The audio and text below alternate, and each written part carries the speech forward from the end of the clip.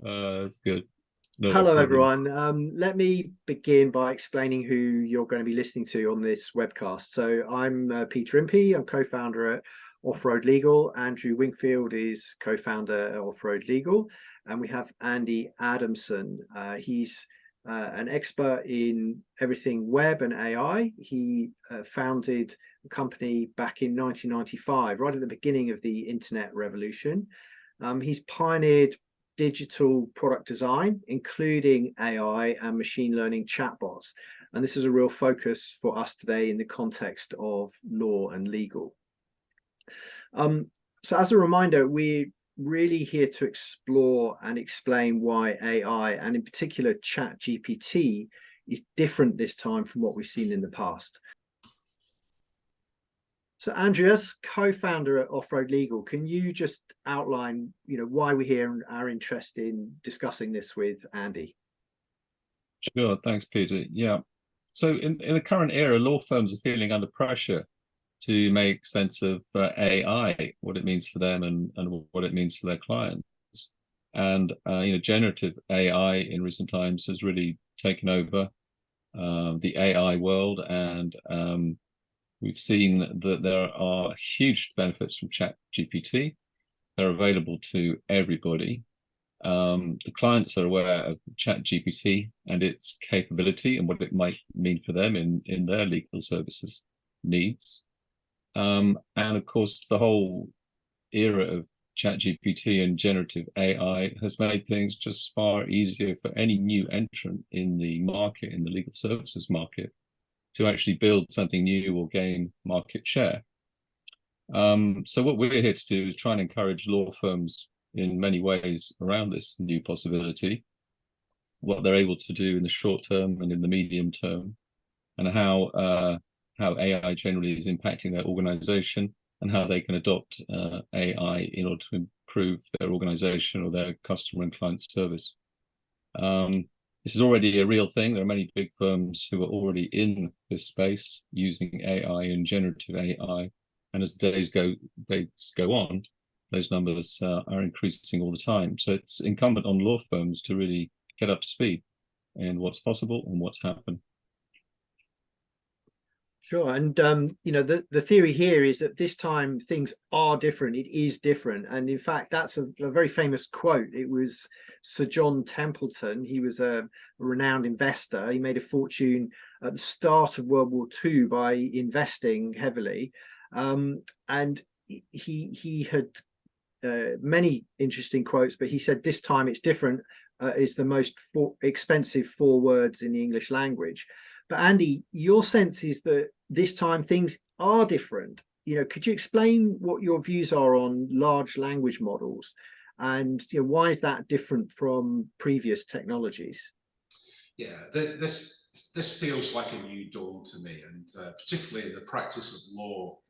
History has shown us that for any emerging technology to gain widespread acceptance, it must be a natural extension of what we already do. And with that in mind, the first major differences are its behavioral advances. And by that, I mean the way the technology interacts with us, which is unlike any other technology we've seen before. And it's that that's allowed us to accept it because of its human-like responses. So many of us were first introduced to the concept of AI through platforms like Google, Alexa, voice assistants, and now ChatGPT. And consequently, these applications have made the idea of interacting with chatbots feel familiar already. And ChatGPT gained 100 million users in 2 months. And so why is that so interesting? Well, it took Instagram 2.5 years and Spotify 11 years to do the same thing. Okay, so what I'm hearing is that it's different because the user interface and the user experience is different. The chatbot behaves differently from how people have dealt with other technologies. But what's the second reason? Well, the second major difference are the technical advances, which are significant, and this is the exciting stuff. And by technical advances, I'm referring to AI's ability to learn. And that's the machine learning component of AI, which makes this also different from other technologies. So previously we had rules-based computing where a human programs the machine what to do, and that system used decision trees.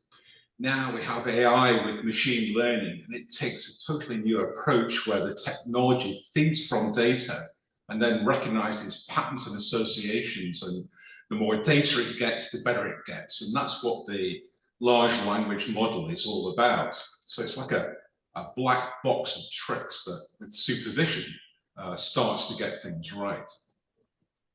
Okay, could you give an example? Yeah, sure. A good example would be if you were to give a machine a bunch of photographs of dolphins and sharks and then ask it which are dolphins and which are sharks, it randomly starts selecting until the user tells it where it's right and where it's wrong. So then it starts to learn slowly from feedback it gets, but it does actually learn. I see. Well, image recognition is actually extremely advanced, of course, now. It's how cars are starting to self-drive. But I think your point is that this principle of self-learning within the AI is what's different. So what about text? Law is all about text, not necessarily images. And what about the legal sector? Well, the large language model presents some tremendous opportunities for law firms that are just working with chatbots alone. And you know, as Peter says, there's no, sorry, as Andrew says, there's no question that AI is causing a major shift in the way not only legal work is done, but also how services are delivered. And AI now offers something for the many companies and individuals who cannot afford needed legal services. So if AI allows law firms to deliver services more efficiently, more clients may be able to afford to engage with law firms. And, you know, that's often forgotten because of the fear of change. So, Andrew, you know, why do you think this time it's different, and maybe from the law firm perspective?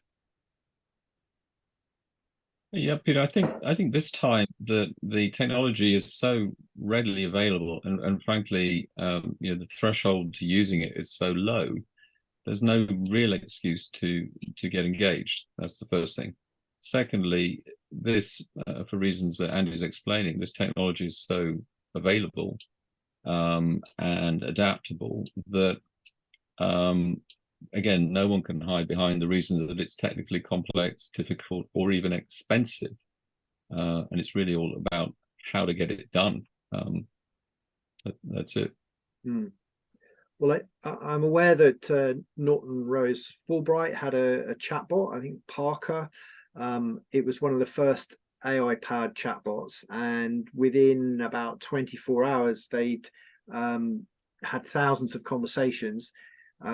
It enables their clients to access legal information in a cost-effective way. But are there other examples that we know of in the legal sector? Andy, perhaps you've got some insight?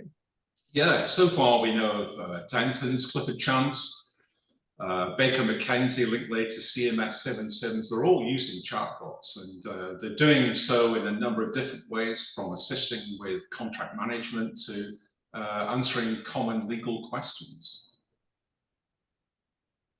I see. So if we think about functional capability, particularly of the large language model AI, Andy, what can you help us to understand, maybe in layman's terms, you know, about the functionality aspect? Yeah, absolutely. And I hope I can give you something that will help the different types of law firms that we've got here today. As most have already discovered, the large language model can generate coherent text based on single or multiple questions. The natural language processing feature of AI produces human-like responses when answering questions, meaning it can engage in conversations in multiple languages, and it can understand dialects. And so this is great for client-facing chatbots, for example. It can summarize long text, condensing key information into a shorter version while maintaining important details. So that's great for barristers and advocates. It can understand questions and provide relevant answers based on its pre-trained knowledge and contextual understanding. And This is great for answering questions on topics like data protection or employment law, for example. It can also retrieve information for you, so meaning you can ask it to specify facts, references, relevant paragraphs, or keywords in contracts. So this is perfect for due diligence or when trying to identify possible issues, for example. But again, it's important to understand, whilst the large language model demonstrates impressive capabilities, it is still an artificial intelligence. And the responses it generates are only as good as the data it feeds from. So in effect, biased data in and biased data out. So there's nothing new with that. But it is new, it is different. I mean, these capabilities of chatbots opening new opportunities. You know, what's possible, and what is it that you can do yourself, as in you and your company? Well, we started with machine learning chatbots in 2019 for a children's charity. We built an AI chatbot that asks them how they're feeling, then responds with specific answers. And the data set we used for the answers came from young people themselves who had come through the charity, and they helped us create the right responses on their own, based on their own personal experiences. So in other words, if a young person said, "I'm feeling meh," it recognizes what that could mean. That's depressed or anxious, and you can give advice on what other young people have done when they felt the same. That's pretty amazing. And in fact, we saw something similar to that in a system provided through a company called Della. The recognition there is able to cross-check meaning in the same way you're describing there. So we were looking through a rental agreement in the system, and we asked it about whether or not a pet could be kept at the property, and the system was able to bring back a clause relating to domestic animals. It knew that pets were domestic animals, even though pets weren't in the contract. It got us to the right place. It was pretty incredible tech, actually. And I think this is what you're saying, is that it's a sort of the large language model can recognize patterns of language and so on. Exactly, absolutely the same principle. Yeah, it's able to spot those key words and respond accordingly. Now, because our system used natural language processing, another component of AI, we designed it to recognize not just how young people speak, but Manchester dialect as well. And it even communicates back to them in the same way.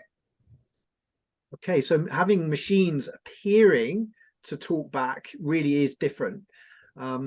In fact, it was some time back, but I saw that Octopus, the energy company, has built an AI customer service assistant that can effectively talk back.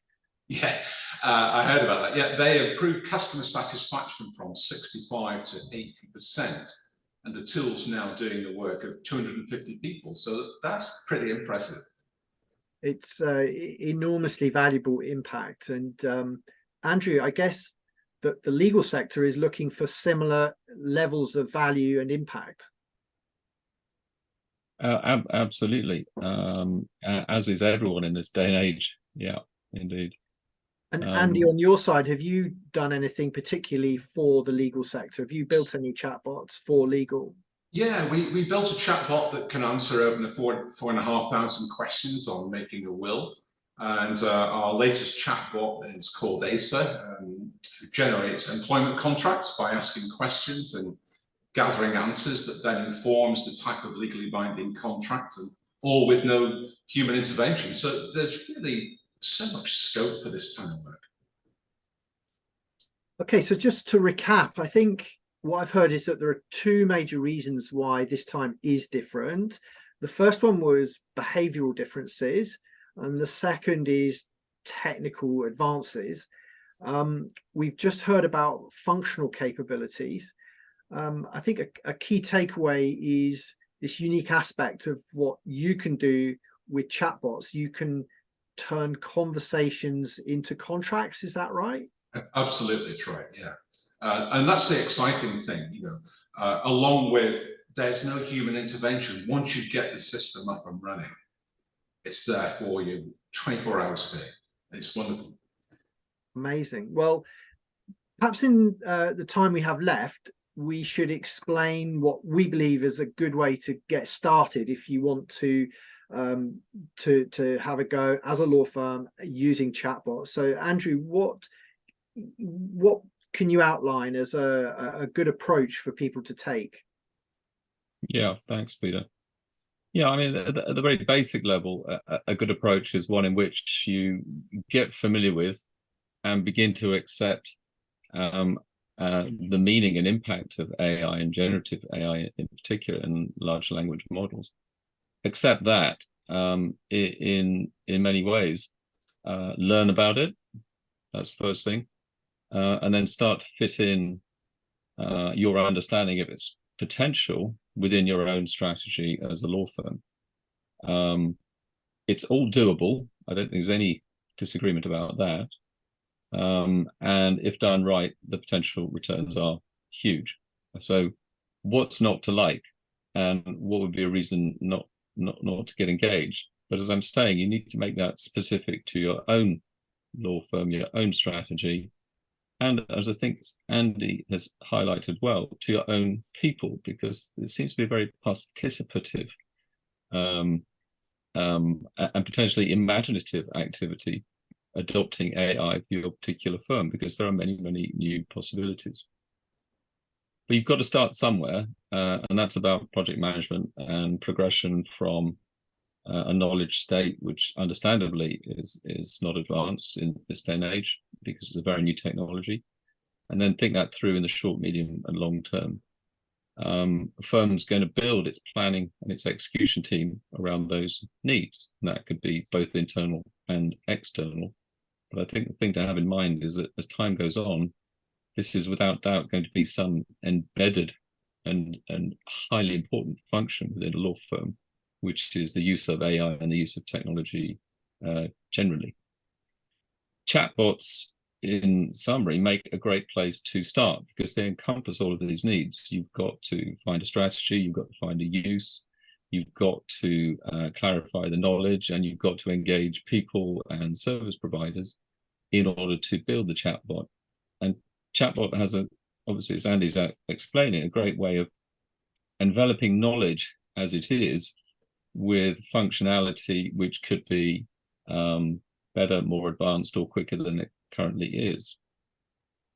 And then there's the question of money. What's this going to cost? Well, we keep saying there's always value, as it were. So we fully believe, without any specifics, that any investment has returns in this area because the investment's largely quite low relative to potential returns. But having looked at this, we think that many law firms could think about a project budget within the region of 15 to 150,000. It means a full working, launch, usable chatbot interface between a firm and a client. And that we think is completely doable. Obviously not entirely free because there's more than just free AI involved in that project, as I've outlined. And law firms are doing it. We've said that already. It's not so long ago that Allen Overy announced its merger with Shearman, and subsequent to that, they rolled out their tool, Harvey, and some interesting features about that, which sort of indicate what it is one has to do when creating these tools. They ran a trial. So they used about 3,500 of its lawyers. You can when you have that many lawyers. To get feedback and to be involved and to engage with 40,000 questions to do with their day-to-day client work. So that's scale for huge firms, mega firms, international firms, but it's not the same task for smaller firms, not at all.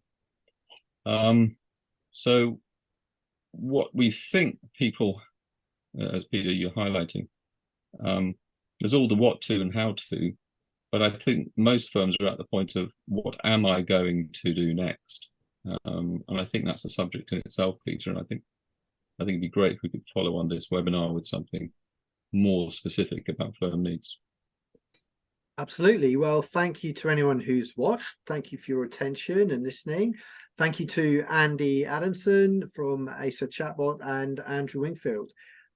So do get in touch if you've got any questions or comments. Thank you.